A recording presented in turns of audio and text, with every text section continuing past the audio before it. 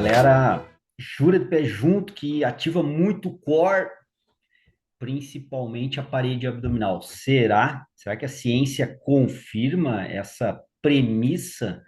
A gente tem que se apoiar nas evidências, não é?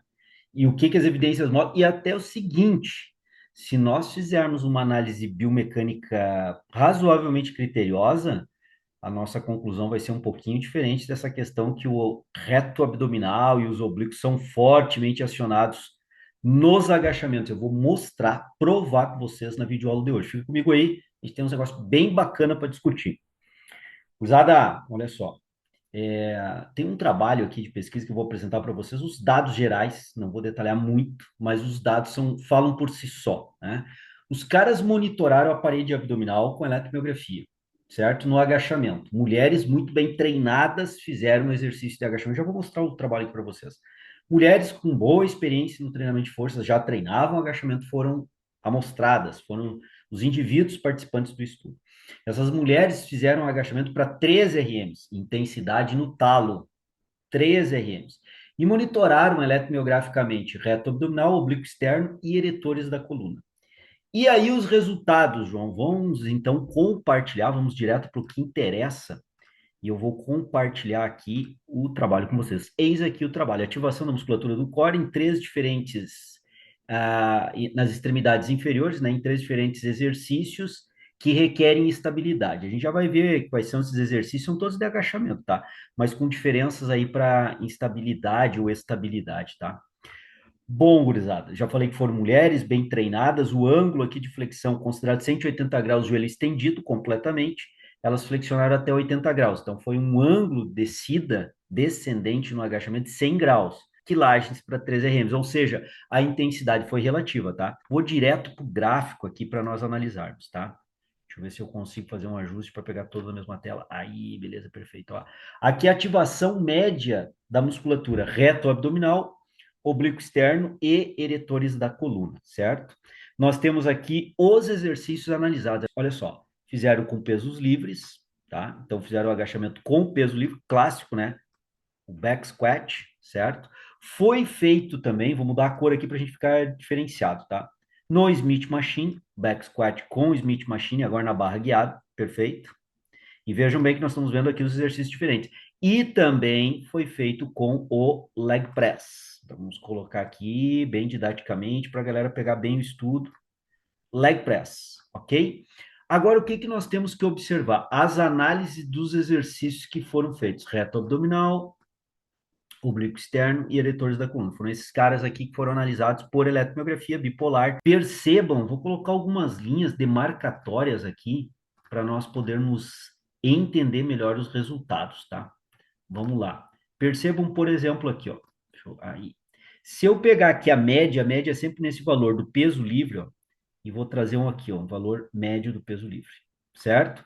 Vejam que destoa um pouquinho do valor médio do Smith Machine, mas já destoa fortemente do valor médio feito no leg. A ativação durante a fase descendente, ascendente, certo? 13 RMs quilagem no talo. E deu diferença significativa. Esse estatístico está mostrando que para a parede abdominal, o leg press é o que menos ativa o reto abdominal, tendo uma atividade sem diferença estatisticamente significativa entre o peso livre e o Smith Machine no agachamento. Agachamentos. Nível de instabilidade maior no peso livre, um nível bem menor no agachamento com peso livre e totalmente estável no leg press, né, com algumas outras configurações. Ok, essa análise? Quando nós observamos agora o oblíquo externo, vou pegar a média, isso aqui é o desvio padrão, perfeito? É o tamanho do desvio padrão. Para cima da média, se projeta o mesmo tamanho para baixo da média. Vou projetar a média, olha lá. Vou projetar a média, vejo que a diferença não foi muito grande de novo entre agachamento com peso livre e no Smith Machine e vou projetar a média agora aqui do leg press. Vejo que a diferença já foi maior e deu diferença estatisticamente significativa. O leg press ativa menos o oblíquo externo de forma significativa em relação ao Smith Machine e ao peso livre. Mas vejam que também, embora não tenha dado diferença estatisticamente significativa entre peso livre e Smith Machine, peso livre e Smith Machine, percebam que sempre o peso livre teve uma atividade eletromiográfica maior para os músculos da parede abdominal analisada. Reto abdominal e oblíquo externo. Ok? Então, nós começamos a ver que os exercícios de agachamento analisados aqui, e esses exercícios de agachamento, quanto mais estáveis, ou seja, leg press é o mais estável dentre eles, é o que menos aciona a parede abdominal. Ok até aí? Ô, João, mas tu não falou que acionava pouco? Calma, calma que eu já vou chegar lá. Vamos por partes, jack ou estripador, por partes. Vou fazer o mesmo agora para eretores da coluna, certo?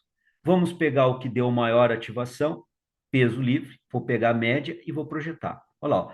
Praticamente foi a mesma média do Smith Machine e leg press, de novo, ativou menos os eretores da coluna. Então, o que, que a gente já tira por base, pegando aqui a média do sinal eletromiográfico entre fase descendente, excêntrica, ascendente, concêntrica, uma vez, duas vezes, três vezes.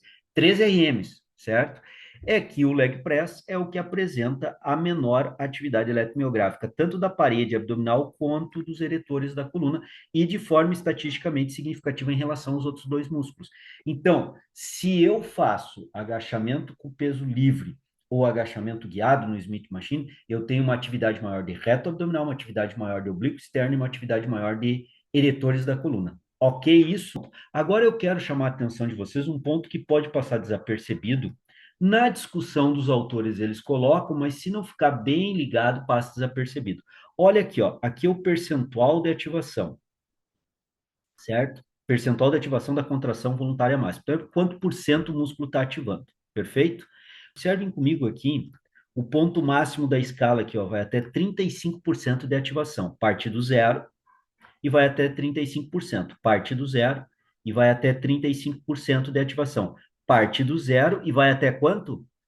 100% de ativação. A escala não está no mesmo padrão quando entra em eretores da coluna. E aí quero chamar a atenção de vocês, e vou chamar a atenção, observem bem aqui, ó, quando eu projeto para cá, a média do que mais ativou, que foi peso livre para reto abdominal, foi um pouco abaixo de 20%. Olha onde é que está o 20% aqui, ó. Quando eu olho para peso livre, que foi o mais ativou para oblíquos, projeto para cá, foi um pouquinho acima de 20%, praticamente também os 20%, tá? Quando eu projeto para eretores da coluna, olha lá, aonde está os 20%? Vamos lá, vamos marcar agora, vamos deixar isso bem estabelecido para a gente poder entender bem, certo? Olha lá, ó, os 20% estão aqui, 20% está aqui e 20% aqui, ó, está aqui. Então, se eu pegasse a linha aquela e demarcasse nos 20% como critério de referência, olha lá, ó. Quem ativou muito mais ao longo das 3 RMs? Reto abdominal, oblíquo externo, eretores da coluna. Sem sombra de dúvida, os eretores da coluna com quilagens de 3 RMs. Claro que aí tem posicionamento dos eletrodos, tem a questão da CIVM, como é que foi feito, mas de qualquer forma, é isso que está sendo mostrado aqui. E isso que os autores discutem também no trabalho, ok? Essa discussão está aqui no trabalho. Então, percebam que, embora eu tenha uma atividade maior para os pesos livres, ela é bem maior. E mesmo o leg press aqui, ó, se eu projetar, ele deu pouco acima de 60%, bem acima dos 20%, bem acima dos 20% e bem acima dos 35% que nós tínhamos aqui. Então, os eretores da coluna, por menor atividade que eles tenham comparado com os outros exercícios no leg press, chega a 60%. Ao passo que para oblíquo externo e reto abdominal, chegou próximo aos 20% ou nem chegou aos 20%. Estão compreendendo? Houve uma maior ativação para peso livre, no segundo critério para o Smith Machine, por último e significativamente menor, leg press, para reto abdominal, oblíquo externo, eretores da coluna. Porém, os eretores da coluna, os padrões de ativação foram bem mais superiores. Isso é em função da biomecânica. O braço de alavanca que se eleva quando o tronco desce, fazendo uma inclinação à frente, aumenta um braço de momento, um braço de alavanca, um braço de torque, e isso ativa sobremaneira, como nós estamos vendo aqui, uma forma bastante intensiva os eretores da coluna. Presta atenção agora. Presta muita atenção agora no que eu vou falar. Os exercícios de agachamento que nós estamos analisando aqui, eles ativam muito, mas é muito mais os eretores da coluna, do que propriamente a parede abdominal. E isso tem uma lógica perante uma análise de biomecânica. Se tu quiseres que eu faça essa análise de biomecânica numa videoaula específica, desenhando e mostrando os critérios, o cenário biomecânico, solicita aqui embaixo, comenta aqui embaixo que eu gravo essa videoaula. Vocês sabem que as pautas aqui do canal, vocês guiam boa parte dessas pautas aí. Agora eu vou dar um dado adicional, tá? Olha só, limpei e nós vamos rodar a tela para baixo nesse artigo e nós vamos para outro gráfico muito semelhante ao gráfico anterior. Porém, esse gráfico aqui é a ativação na troca do movimento, da fase descendente para a fase ascendente. Ou seja, eles monitoraram a ativação no momento em que a execução do agachamento, do leg press, terminava excêntrica e começava concêntrica, que é onde tem aquela troca do movimento e monitorar. E vamos lá analisar o que eles encontraram aqui, gurizada. Vamos lá. Se nós pegarmos o exercício que mais ativou agora foi, olha lá, ó, o Smith Machine para o reto abdominal. Olha lá, reto abdominal, oblíquo externo, eretores da coluna, só que agora não é a média das 3 repetições máximas, é o momento em que fez a troca do movimento, certo? Entre excêntrico e concêntrico. Veja que mudou. Quem mais ativou agora foi o Smith Machine em relação ao agachamento com peso livre, que foi um pouco menor. Aqui em torno de 15%, aqui em torno de uns 14, 13%. Diferença pequena? Sim, houve, mas houve diferença. E percebam que agora, embora o leg press tenha apresentado o menor valor de ativação do reto abdominal na troca, a diferença agora não deu estatisticamente significativa. Ou seja, no momento de troca do movimento, o reto abdominal não tem uma exigência muito grande, nem nos agachamentos com peso livre ou na máquina, Smith Machine, e nem no leg press, porque a diferença, embora seja menor, continuou dando uma ativação menor na hora da troca, ela não foi estatisticamente diferente das demais, como tinha sido nas médias, no gráfico anterior. Agora aqui, ó, se nós analisarmos o oblíquo externo, né? Vamos para o outro músculo agora. Quem mais ativou, repetiu-se aqui o cara que mais ativou, o exercício que mais ativou, peso livre. No Smith Machine não houve diferença estatisticamente significativa, mas foi um pouco mais baixo a média da ativação. Já no leg press deu, esse asterisco está dizendo isso, né? Está demonstrando que deu uma diferença estatisticamente significativa para o padrão adotado no trabalho em relação aos outros dois, ou seja, os oblíquos externos, o oblíquo externo, porque eles monitoraram o seu lado direito, teve maior ativação, teve menor ativação no leg press e maior ativação significativamente, tanto no Smith Machine quanto no agachamento livre. Então, o oblíquo, por ser um músculo que ajuda muito a estabilizar a coluna, mais até do que o reto abdominal, isso é discutido aqui no trabalho, ele teve uma intensidade maior, tanto para o Smith Machine, para o agachamento guiado, como peso livre. Já o reto abdominal, não. Por que não? Porque ele não é tão importante no processo estabilizatório do tronco. Então, para o oblíquo externo, deu diferença. Há uma diferença. Por quê? Porque ele é um músculo mais importante para estabilizar o tronco do que propriamente o reto abdominal. E agora vamos dar uma olhadinha aqui nos eretores da coluna. O que mais ativou, e um pouco mais em média, vejam lá, ó, no Smith Machine, na barra guiada. Peso livre, o que é que aconteceu? Ativou um pouquinho menos. E no leg press para eretores da coluna, olha lá, ó, deu uma diferença estatisticamente significativa em relação aos demais, teve menos atividade dos eretores da coluna na hora da troca aqui, na hora da troca do movimento descendente pelo ascendente, do excêntrico para o concêntrico. E vou chamar a atenção de vocês agora aqui para uma outra questão que nós já tínhamos debatido antes. Olha a escala, esse é um problema do gráfico, eu acho que esses gráficos estão mal posicionados. A escala vai de 0 até 25% de ativação, certo? Aqui vai de 0 a 40% de ativação. Significa dizer que o oblíquo externo teve uma atividade bem superior à do reto abdominal, porque nós temos aqui atividades, eu percebo lá, se eu colocar aqui, ó, a atividade máxima que teve aqui foi 15%, percebe? No Smith Machine. Se eu colocar 15% aqui, ó, olha lá onde é que está 15%. 15% foi a atividade no leg press, que foi a menor, significativamente menor que a dos outros exercícios. Então, percebo que a escala, se eu não cuidar muito esse padrão da escala, eu acabo achando que está bem igual o reto abdominal e o oblíquo externo, e não está. O oblíquo externo está ativando e muito mais ativo.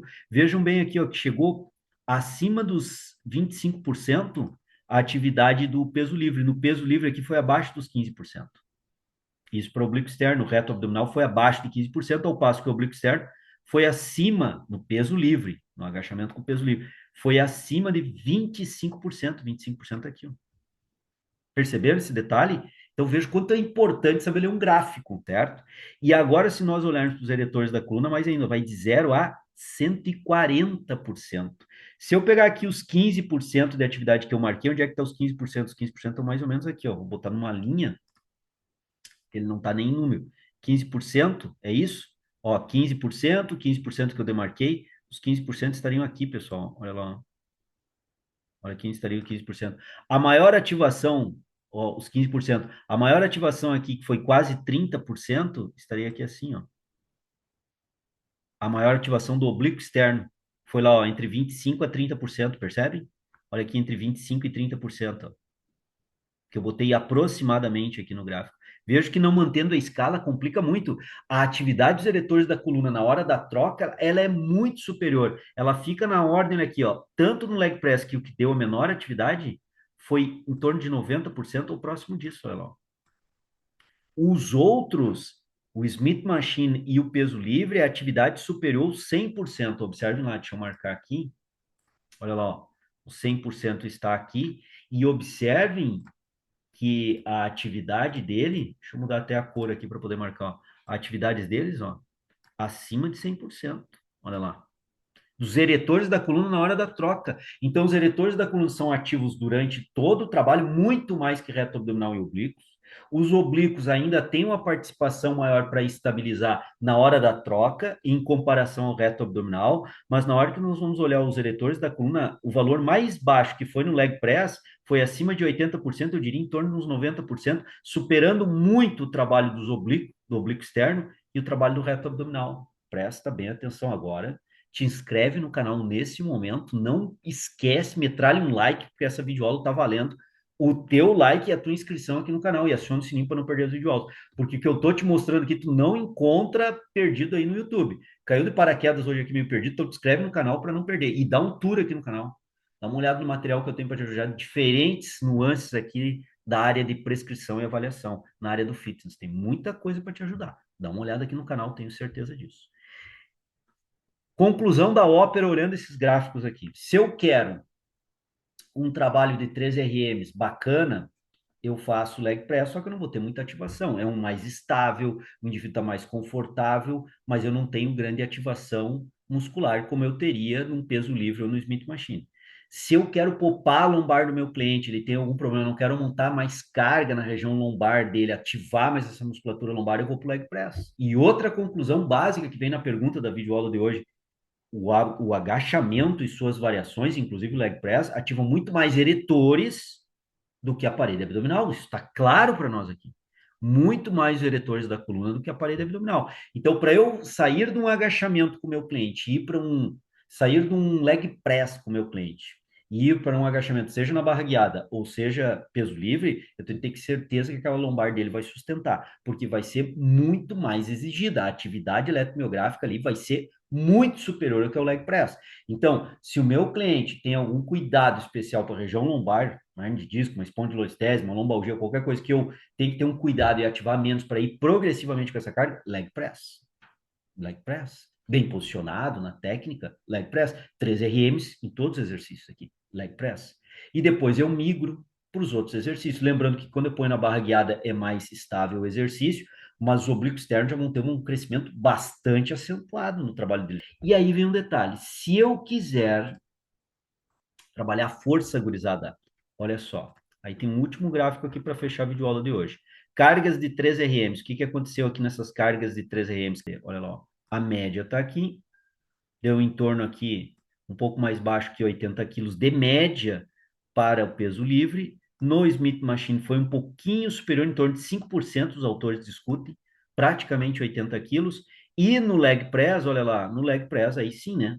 A quilagem foi lá praticamente em média para 120 quilos. Então, se eu quero levantar grandes quilagens em 13 RMs, que foi o padrão aqui, se eu quero desenvolver força e grande quilagem de trabalho, leg press, tá aqui, ó, o gráfico mostra isso. Só que tem um detalhe também que os autores discutem aqui no leg press, não tem o peso corporal sendo contabilizado. Já no Smith Machine e no peso livre, tem que contabilizar o peso corporal que eles não contabilizaram, eles pegaram só a quilagem extra. Ou seja, esses 80 quilos, ou praticamente 80 quilos que está levantando aqui no Smith Machine, teria que somar uma boa parte da massa corporal dessas mulheres aqui. Esse é um outro ponto, mas em linhas gerais, exige menos da musculatura o leg e consegue se trabalhar com quilagens mais altas. Essa é a relação. Menos específico o leg press, mais estável o leg press, mais específico a atividades do dia a dia e esportivas, tanto o Smith Machine quanto principalmente o peso livre, são bem mais específicos para isso. Então vejam bem, eu não estou defendendo o que é melhor e o que é pior, estou te mostrando as características e as diferenças. Aí tem que saber trabalhar com isso. Está trabalhando com atleta, dá para trabalhar bem? Por que que vai fazer um leg press se tu tem algo bem mais específico que é o agachamento com peso livre, por exemplo? Que vai exigir bastante dos eretores da coluna, tanto no leg quanto no agachamento, que nós já vimos. Padrão de ativação vai ser semelhante, não estou dizendo igual, semelhante, ativando mais os eretores da coluna. Essa é a relação. Agora, eu preciso de algo bem estável com o vovô que tem muita dificuldade de fazer o movimento. Eu posso pensar em talvez começar num leg press, para depois migrar para um peso livre. Embora eu saiba que no leg press eu vou estar trabalhando força, com quilagens mais altas, mas eu não estou trabalhando a estabilidade e o desafio motor. Eu vou ter que trabalhar isso em algum momento. Então, pode ser uma opção? Pode ser uma opção.